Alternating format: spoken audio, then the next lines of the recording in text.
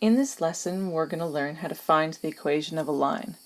Now, to find the equation of a line, we need at least 2 points on that line, or 1 point and the gradient. Consider the following example. We have a line which crosses through 1, 3, and 2, 5. So we're going to write down the first step is to find the gradient. M equals y2 minus y1 over x2 minus x1. Now subbing in the values, 5 minus 3 over 2 minus 1 is equal to 2 over 1, and it's equal to 2.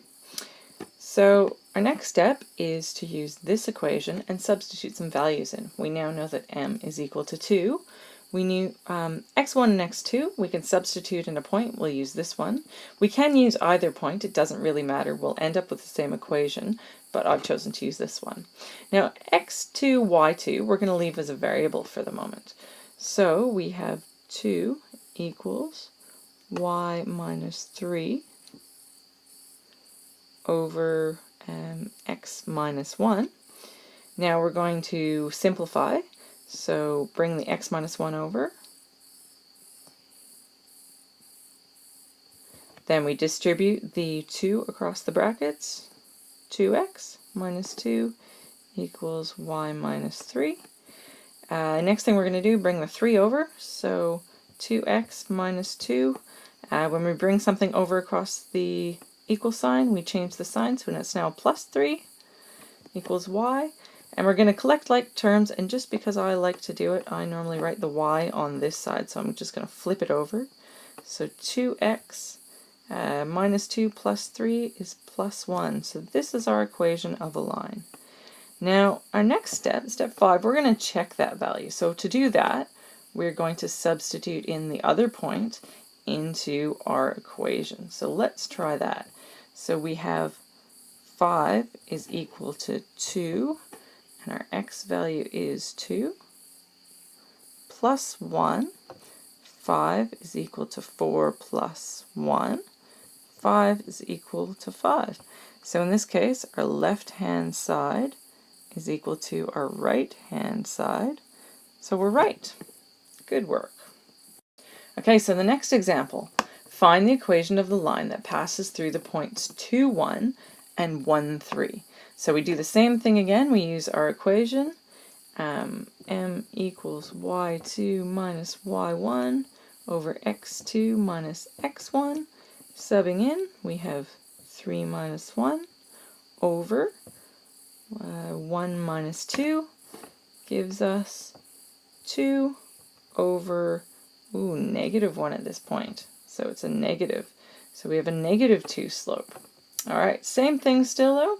We use this equation, sub in our slope and one of our points. So negative 2 is equal to y, and we leave this the same for now, minus 1 over x minus 2. So then we simplify again. Minus 2x minus 2 is equal to y minus 1.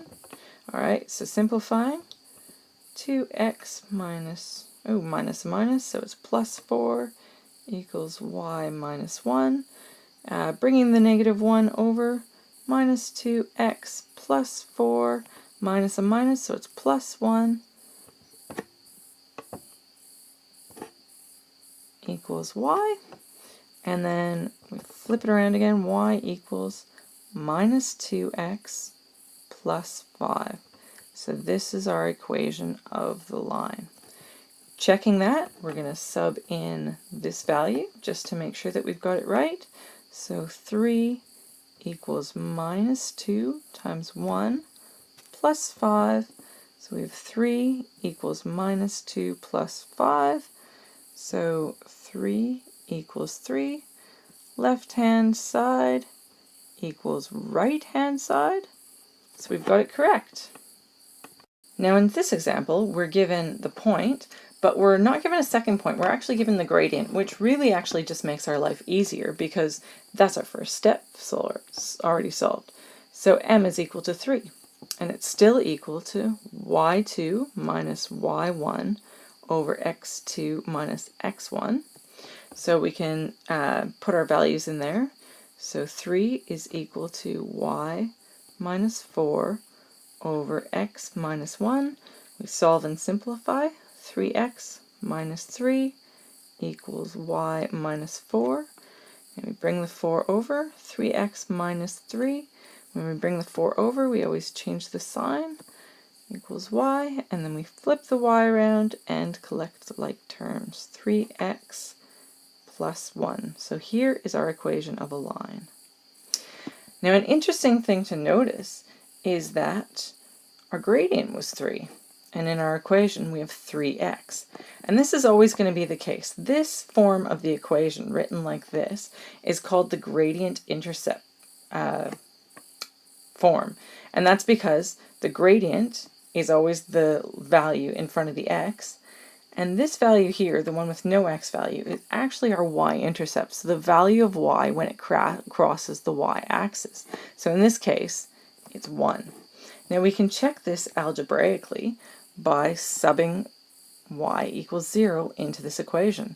So when x equals 0. So when x equals 0, y equals 3 times 0 plus, which means that y is equal to 1. So we have a point on the line that is 0 and 1, which is our y-intercept. There.